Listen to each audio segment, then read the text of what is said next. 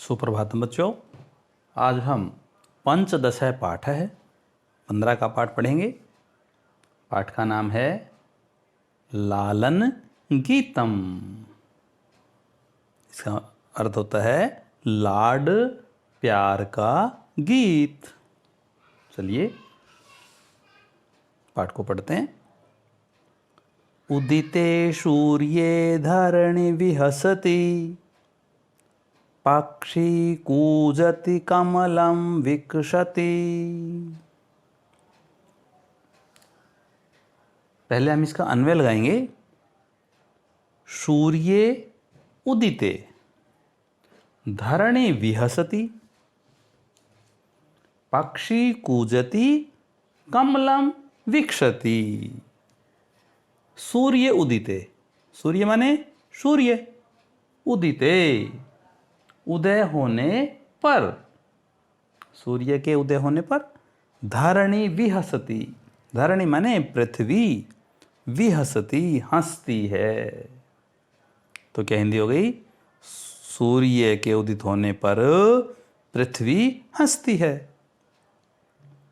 पक्षी कूजति, पक्षी क्या करते हैं?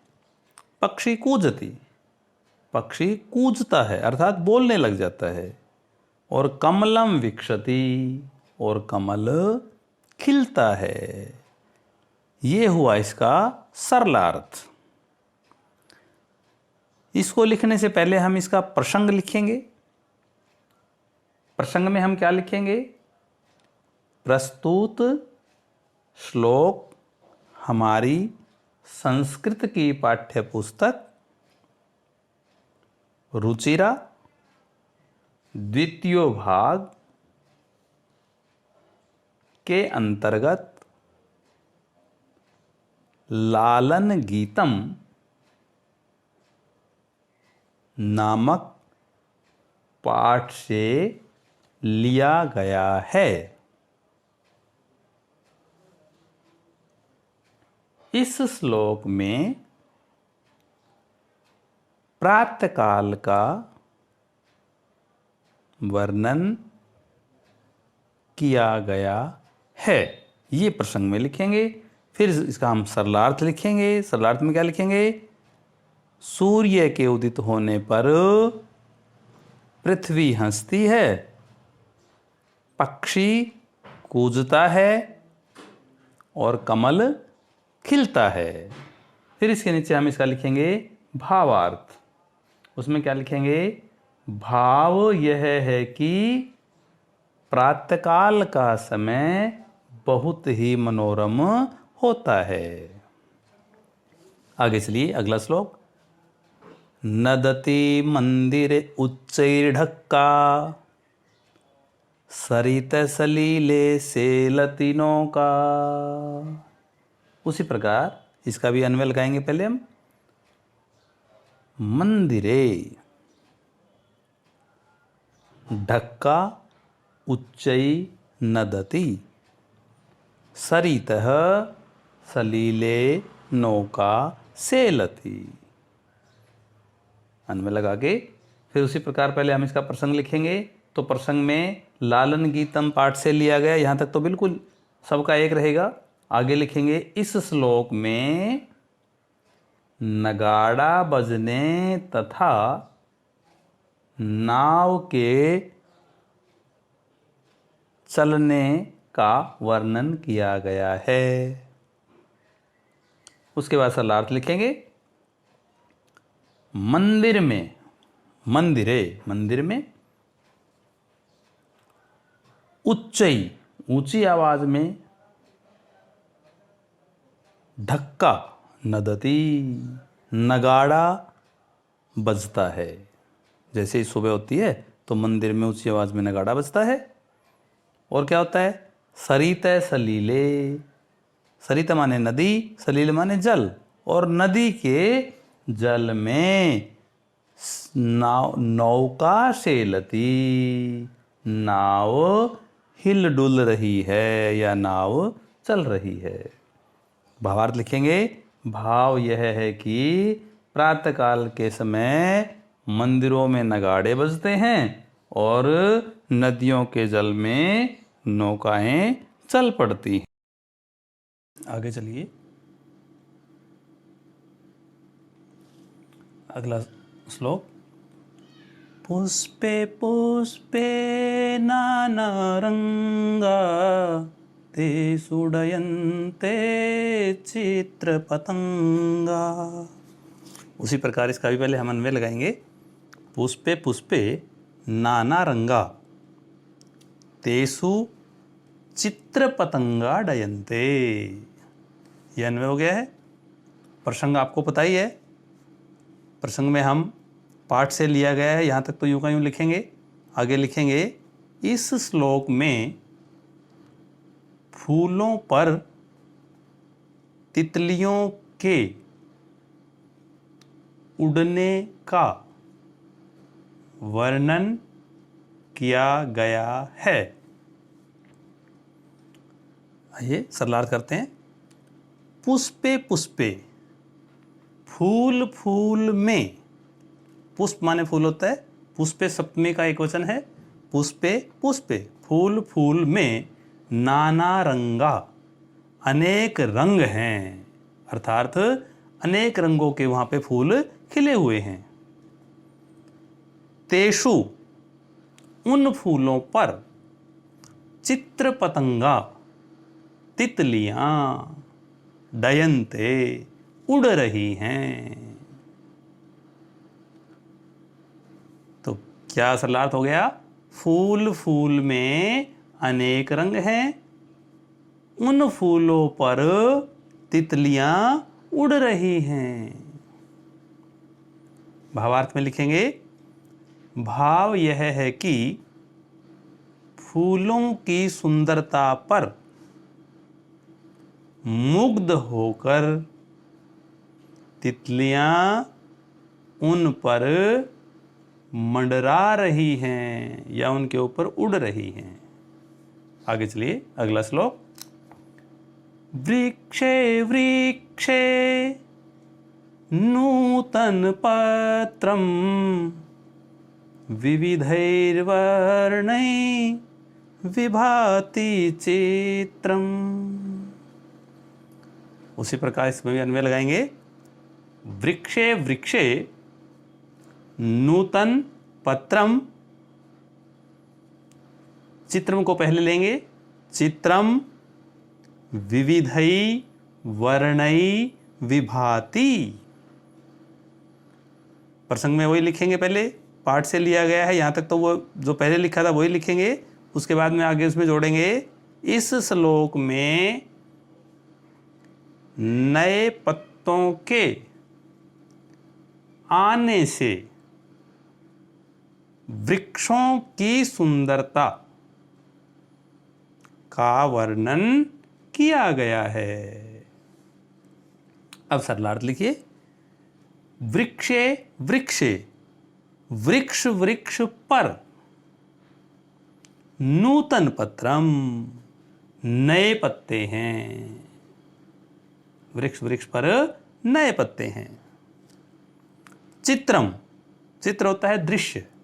यह दृश्य विविधै वर्णै, अनेक रंगों से, विभाति, सुशोभित हो रहा है। क्या सरलार्थ हो गया? वृक्ष वृक्ष पर नए पत्ते हैं। यह दृश्य अनेक रंगों से सुशोभित हो रहा है।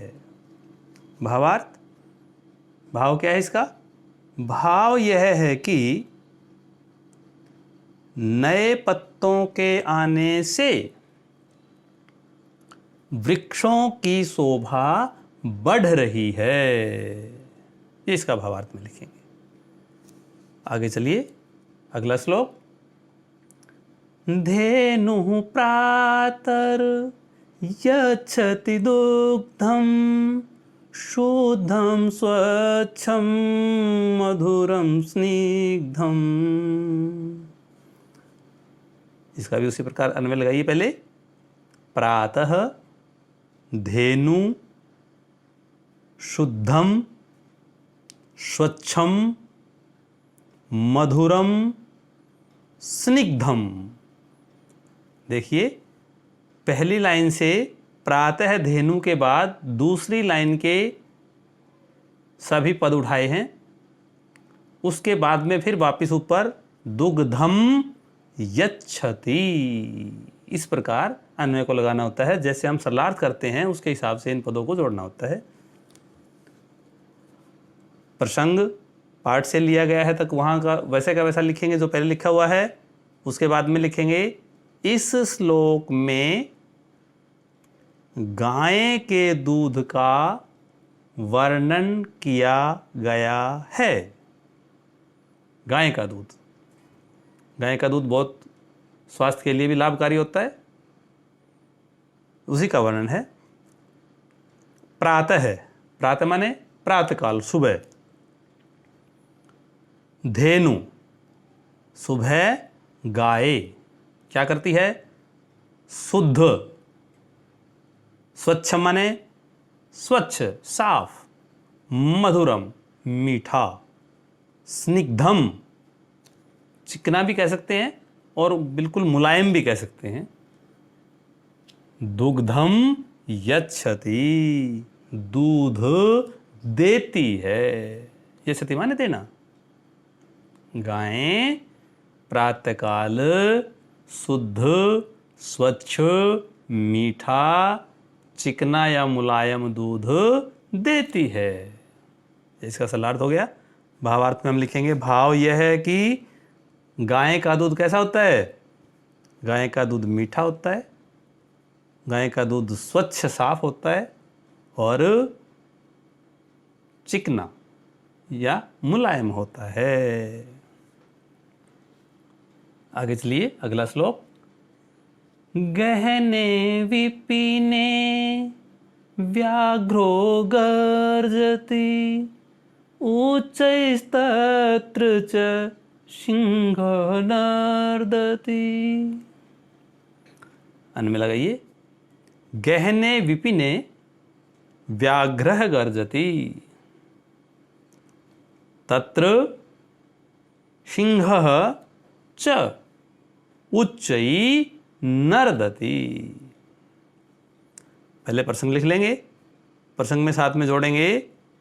इस श्लोक में घने जंगल का वर्णन किया गया है। अब सरलार्थ लिखिए। गहने विपने का मतलब है घने जंगल में। गहने माने घने। व्याघ्र गर्जति, बाघ गरज रहा है।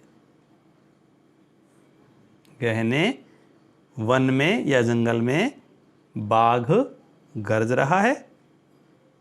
तत्र च माने और, तत्र माने वहां। सिंह, सिंह माने शेर।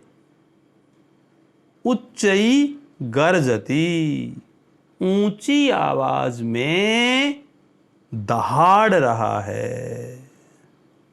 नर्दति माने होता है दहाड़ना। वहीं पर शेर ऊंची आवाज में दहाड़ रहा है। भावार्थ लिखिए। भाव यह है कि बाघ और शेर दोनों की आवाज से वन का जो दृश्य है वो बहुत ही डरावना है। आगे चलिए, अगला श्लोक। हरिणोऽयं खादति नवघासं, सर्वत्र च पश्यति सविलासम्। अन्वय लगाइए। अयम हरिणः नवघासं खादति, सर्वत्र च सविलासं पश्यति।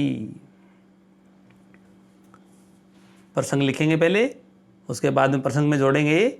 इस श्लोक में हिरण के क्रियाकलाप का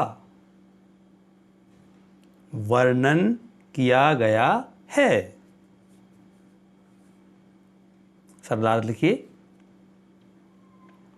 अयम हरिणः, यह हिरण, नवघासम खादति। नव माने नई, ताजा, ताजा घास खा रहा है। यह हिरण ताजा घास को खा रहा है।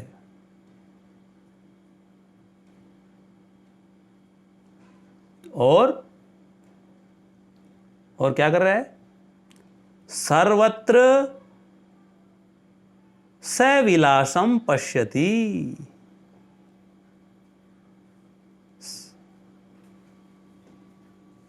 सब तरफ, सर्वत्र माने सब तरफ, सविलासम पश्यति, क्रीड़ा के भाव से, सविलासम माने क्रीड़ा के भाव से, पश्यति माने देख रहा है।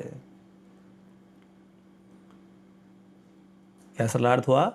यह हिरण ताजी घास खा रहा है और सब तरफ क्रीड़ा के भाव से देख रहा है। भावार्थ लिखेंगे, भाव यह है कि हरिण ताजी घास खाते हुए सब तरफ देख रहा है। आगे चलिए।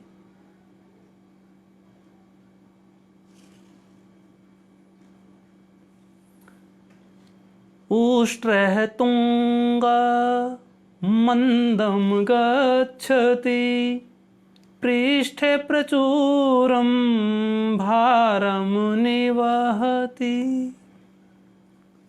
पहले इसका अन्वय लगाएंगे। तुंगः उष्ट्रः मंदम गच्छति, पृष्ठे प्रचुरम भारम निवहति। पहले प्रसंग लिखेंगे और प्रसंग में हम लिखेंगे, इस श्लोक में ऊंट के बोझा ढोने का वर्णन है। अब सरलार्थ लिखिए, तुंग उष्ट्र है। तुंग माने होता है ऊंचा, उष्ट्र माने ऊंट, ऊंचा ऊंट। मंदम गच्छति, धीरे धीरे, मंदम माने धीरे, जा रहा है। ऊंचा ऊंट धीरे धीरे जा रहा है। पृष्ठे प्रचुरम भारम निवहति, और पीठ पर प्रचुरम बहुत अधिक, भारम बोझ, निवहति ढो रहा है।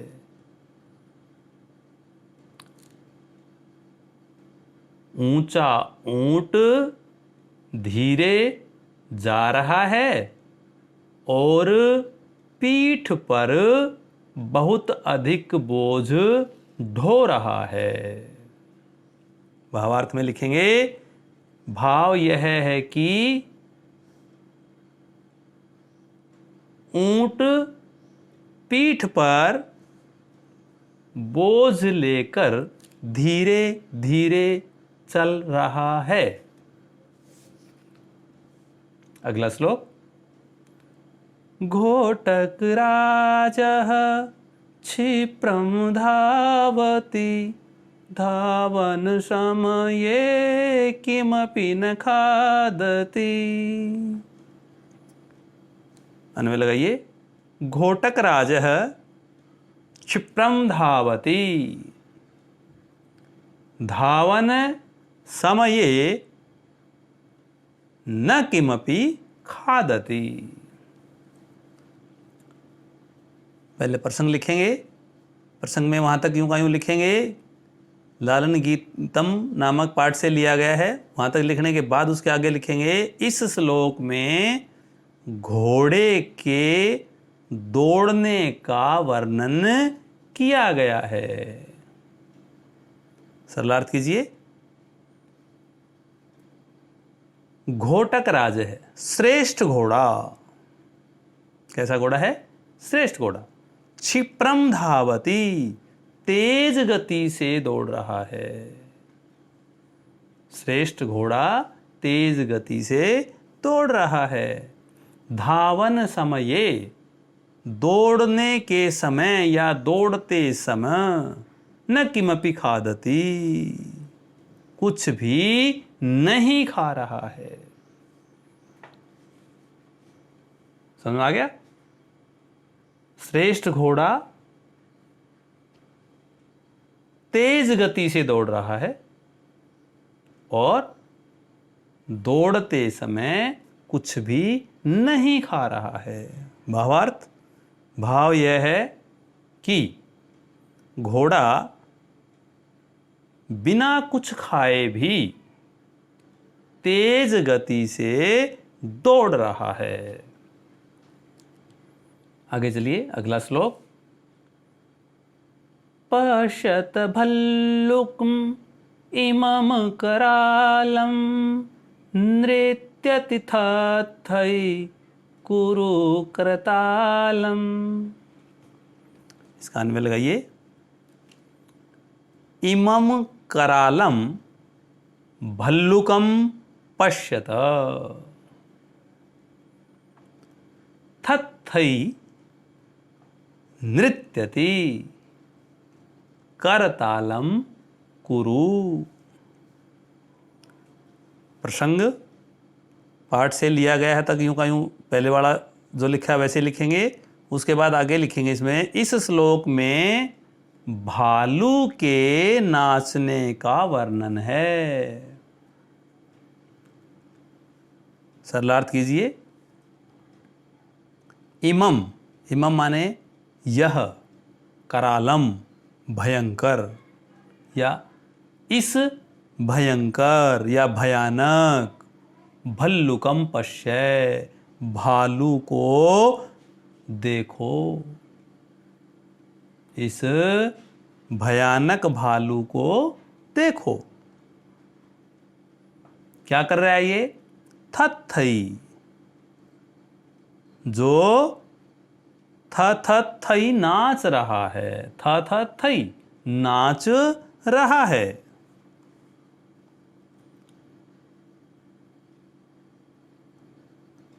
और करतालम कुरु, तुम क्या करो?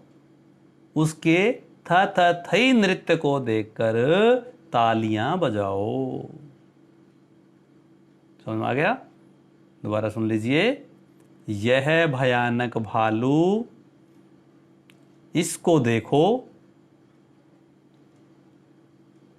जो थथई नृत्यति, थथई करके नृत्य कर रहा है, उसके लिए करतालम कुरु, उसके लिए तुम तालियां बजाओ।